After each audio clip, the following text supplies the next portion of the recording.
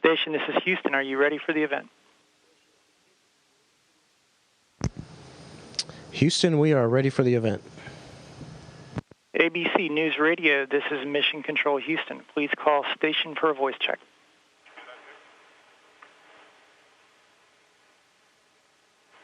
Station, this is ABC News Radio. How do you hear us? Good morning, Vic. We hear you loud and clear. How about us? Super. Good morning, Mike. Good morning, Ron. Good to see you. Well, it's good to hear you. We wish we could see you. But, hey, we're right now, we just entered into orbital sunrise, orbital daytime up here, right over the Great Lakes, about 230 miles up. Able to create viable. It's Vic Ratner. Let me ask you, without the space shuttle to deliver, how do you handle your shopping list for supplies and spare parts? Well, one of the ways we did is to think ahead and make very, very good use of our last shuttle missions that we had to bring up just a tremendous amount of supplies to really get us postured for the next 10 years up here. But we also have other vehicles. This is the International Space Station, so we have vehicles from other nations. We have a Japanese cargo ship, we have a European cargo ship, and the Russian cargo ships that all have the capability to bring up supplies. I'm still not sure what you do if you run out of sugar or coffee.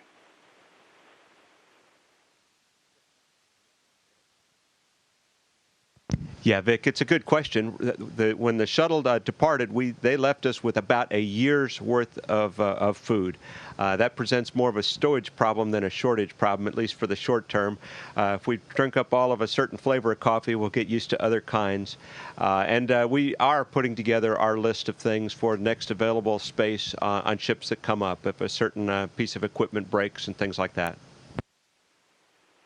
Mike, how do you compare what you're doing to scientists at other remote outposts such as the North Pole or the Amazon rainforest?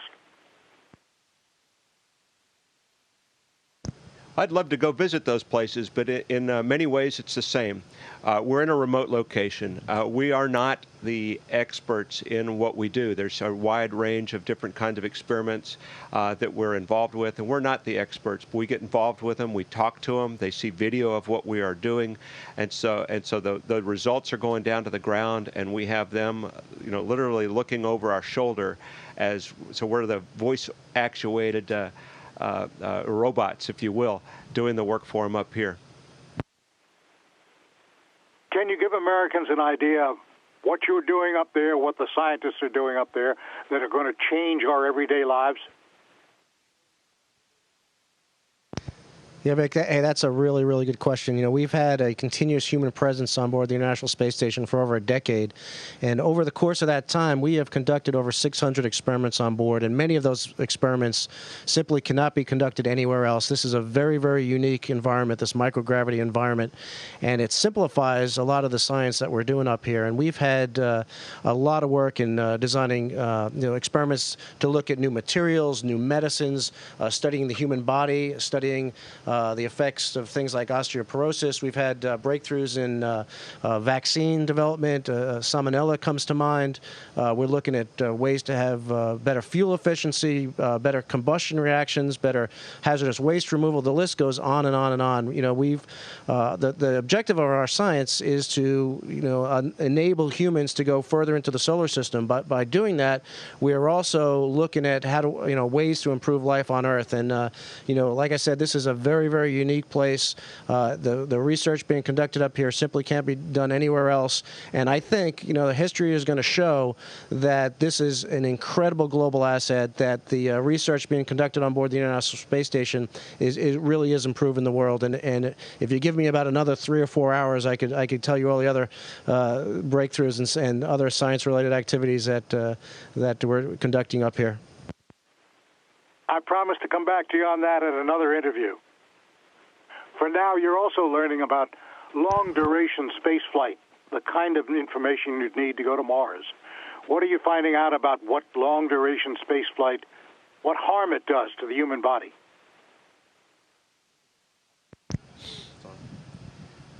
Well, a big part of what we're doing up here is serving as the guinea pigs ourselves for bone loss, muscle loss, and trying different medications, different exercise regimens to maintain our health.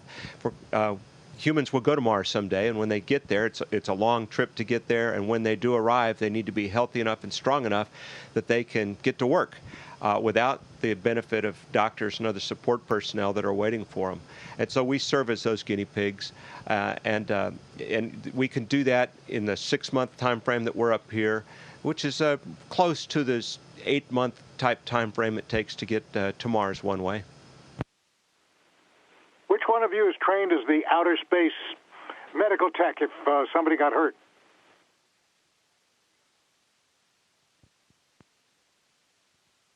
Well, we're both trained, but we're fortunate in that we have an actual medical doctor on board, Satoshi Fukawa from the Japanese Space Agency. So, but we have, I think, three plus a medical doctor, 3 crew medical officers on board in the case we need that type of help.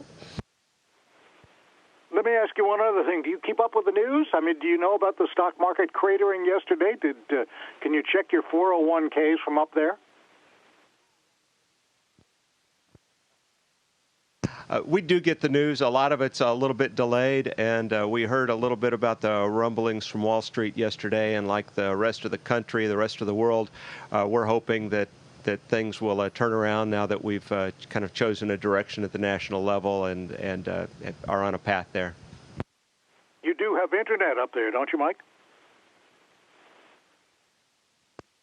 We have internet, but it's very slow, and so it's about like the old dial-up used to be, and only available at certain times. And so we don't get off onto the internet often to check news and stuff. Frankly, it's a little too busy to do much of that. So no iTunes, no streaming movies. They ship the music up to us and ship movies up to us, but no, we don't tap iTunes or streaming movies from here. If we have a request, the ground takes care of it though. So we have a few of our favorite news programs and TV programs and things like that available. It's just when we watch the news, it's a few days old. We're getting an idea from you about what life is like up there. Is there a time during the day when the whole crew gets together and everybody sits around one module and exchanges stories? What's it like? Well, we try as often as we can to get together for dinner. We're not always able to do that. Sometimes things get too busy, but whenever we can, we do that, and that's always nice. And we tend to alternate. We have 2 areas on the station where we could have meals. One's in the U.S. segment, and one's in the Russian segment, and we tend to alternate back and forth between where we share those meals, and that's always a wonderful experience. Last question on that line: do you exchange foods? What does the Japanese diet have that you like? What does the Russian diet have that you like? We enjoy exchanging foods. Because Satoshi's up here with us, of course, we've got extra rice and other rice dishes, which are the Japanese as well as sauces and stuff, and we enjoy those. We enjoy the Russian foods also. Theirs come up, different. A lot more of their food is in cans, which we have very little of in the American diet, and I think everybody enjoys sharing some of the U.S. foods too. So that helps break up the diet. If you were just eating one source of food, I think it would get a little bit monotonous. But as it is, there's variety, and that helps kind of push us toward sharing the meal times together. Thanks a lot. Good to talk to you. We're out of time. Safe journey. Thanks, Vic. It was great talking to you. Station, this is Houston ACR. That concludes the ABC News Radio portion of the event. Please stand by for a voice check from WOFL TV. City says if they don't approve it. Station, this is WOFL. How do you hear me? Please see if the fee would be legal, and if please see if we hear you loud and clear. How about us? To balance the budget. They have not made any cuts in personnel in 5 years. They've raised taxes at 5 years. The economy cannot take this pressure. Any number is too much. Any number is too much without putting it to vote by the affected residents, just as the city charter calls for. fee is approved, it would take effect in 2012. All right, flash forward to later on this morning. NASA is set to launch the Juno spacecraft to explore Jupiter. That launch window is from 11:34 this morning until 12. 30 seconds away, crew, 30 seconds. Just planet in the solar system, and it's a long way away. It's going to take the spacecraft 5 years to get there. NASA officials say understanding Jupiter is the key to understanding the cosmos. Also happening right now, 6 men at the International Space Station are working hard to keep the orbiting laboratory running smoothly. And we are lucky enough to speak with 2 flight engineers aboard the ISS right now. This is going to be fun. Hopefully there's not too much of a delay when we're talking, 220 miles up in space. Flight engineers Mike Fossum and Ron Guerin are joining us now to talk. Guys, you know what? We can't see you quite yet, but can you explain, first of all, exactly what you're doing in space at this point?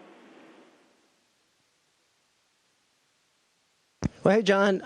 Well, right now we are, like you said, traveling 220 miles up, and we're about over Philadelphia. We just a few minutes ago passed into orbital daytime, and we right now are in the era of utilization of the International Space Station. Construction is complete, and now we are in the process of really reaping the benefits of this investment that we have in this just amazing orbital research facility. So there is a great deal of science being conducted on board every day throughout the space station and the different laboratory modules that we have. Now, I've read that the Russians are on one side, or some of the foreign scientists are on one side of the space station, and the Americans are on the other. Is that true? Is it divided like that, where each side is doing their own research? Well, the modules, we have Russian modules and we have U.S. modules and Japanese and European. We have a lot of different modules, but we have one space station. And we operate as a single crew.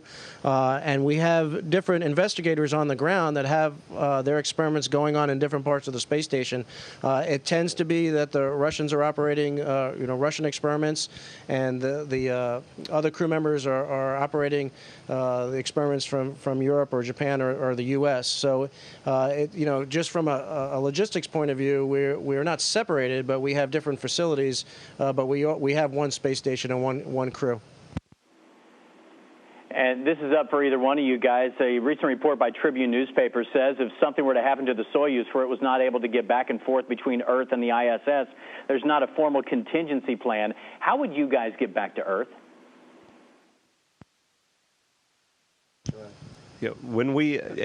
Our ride home is the Soyuz spacecraft. That's the only option that we have. We will ride home on the ships that brought us up here, and so that's not in question. If there was an interruption in Soyuz service for new launches, there is a remote possibility that the space station would go unmanned. There's an on-orbit lifetime limit to the Soyuz of about, I don't remember exactly, but it's about 220 days.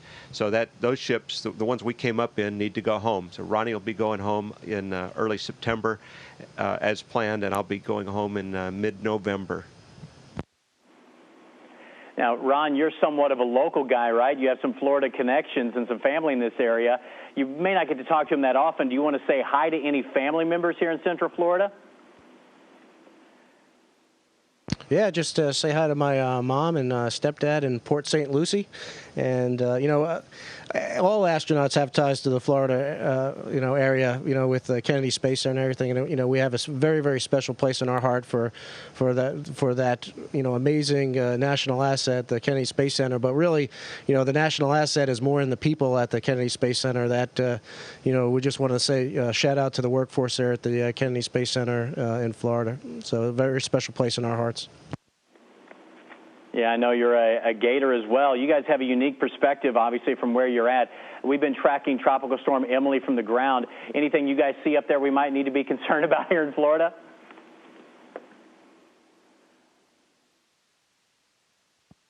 No, we haven't had a chance to catch a glimpse of Emily yet, but we hope to do that soon. And I'm sure with of course, with the national weather satellites and continuous observations, you get views from lots of different areas. And what an amazing thing and a capability that the space program has brought to us. As you guys also know, today we may be launching a rocket here from Central Florida heading to Jupiter. What are your thoughts on a mission to Jupiter? What exactly should we be looking for? So people like me who don't fully understand the ins and outs of space, what exactly do we want to discover?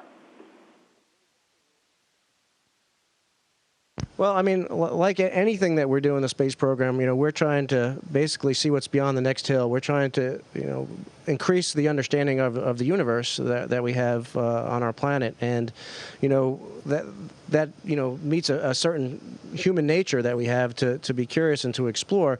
But the more we understand about the universe and the more we understand about our own planet, the better off life is going to be on our planet, and the more we'll be able to make use of resources in space to help some of the challenges that we face on Earth. So it's just another step in this process of exploration that started at the dawn of time that continues today. I'd like to hear a response from both of you guys to this, because I've heard some interesting responses from astronauts. How has it changed your perception of Earth when you're up above Earth for that long? How do you view the planet differently?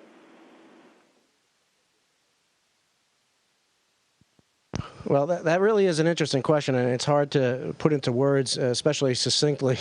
But you can't help but look at the Earth from space without being moved in some way. And my experience led me to form a website called Fragile Oasis at fragileoasis.org, where we're trying as best we can to share what we call this orbital perspective, this view that we are all in this together. We are all riding on this spaceship we call Earth through the universe together. And obviously, you've heard it said over and over again, you can't see any borders from space. Of course you can't. But from space, everything looks exactly like it should be. Everything looks peaceful. Everything looks beautiful.